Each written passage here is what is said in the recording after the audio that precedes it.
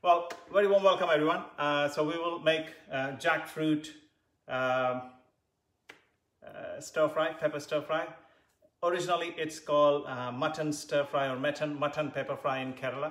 So I have adopted that recipe and adapted it into jackfruit. So what I did, I bought jackfruit which was canned. You could buy raw jackfruit also here in the UK, but it's easier to buy the canned one. I bought it in Tesco.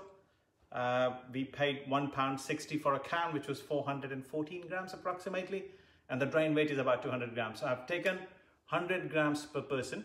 Okay, we'll add turmeric powder, which is about a teaspoon, red chilli powder. So I have about 400 grams of jackfruit here. Okay, salt just to taste, and coriander powder. I cannot live without coriander powder. My weakness, I would say. I use about a teaspoon and a half in this one, and just some cooking oil that goes in, which will help to kind of stick the spices onto it. And I'm going to use corn flour, about half a tablespoon, and that will also help to keep the spices onto the jackfruit. Coming back to our jackfruit, just pan fry them nicely, just trying to get a nice crispy coating stroke color on that. Okay, if you can look into it, I'll just bring one piece near the camera. So if you see that it's nice and brown, okay, and that's what you want. Jackfruit doesn't have much of protein. Okay, it might be a great substitute. It may give you the kick that you're getting the meat, but it doesn't give you the protein. 100 grams of jackfruit has got only 1 gram of protein, so it's only 1% protein.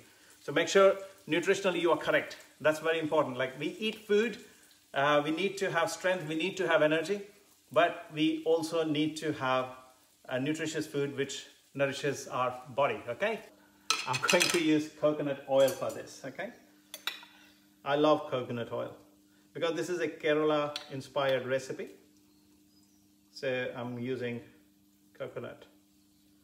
If it was Bengal inspired recipe, I would have reached out for mustard oil. Okay, I hugely believe that you should use the right oil for the right dish or whichever regional dish you're cooking, because that's how you will prepare the right ingredients and the right flavors. But I'll bring it, don't worry. So about half the onion. So about two medium onions I've used. And I have garlic, about a tablespoon, and about a tablespoon of ginger as well. That goes in. And I've got 2 green chilies, they go in.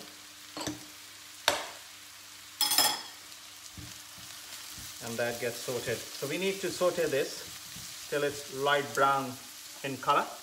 And I always like to add a little bit of salt right in the beginning.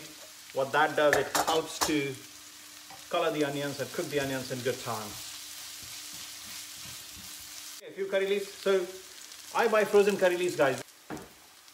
Okay, let's add the jackfruit first. Okay, all the fried jackfruit that goes in. Now more chilies would go in. Okay, so but this time not too much, about 1/4 of a teaspoon, about a teaspoon of coriander powder,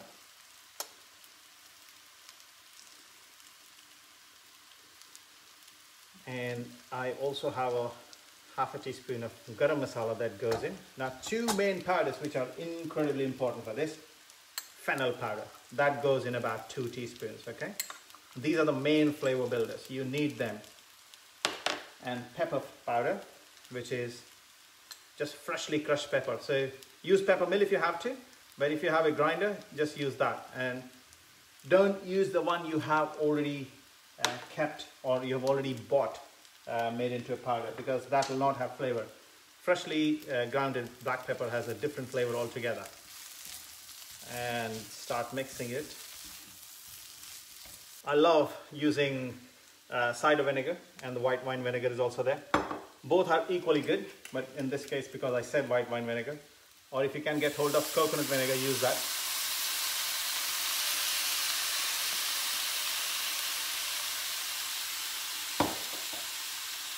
And this is pretty much done. I'm going to switch off the heat. Look, it's already breaking up.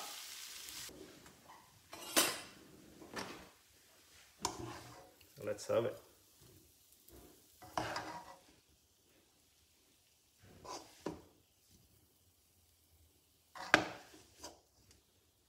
I love it when you can see the shreds coming off. It means it's been perfectly cooked. Having said that, the canned one is already cooked, but it does mean that it has absorbed the flavors really well.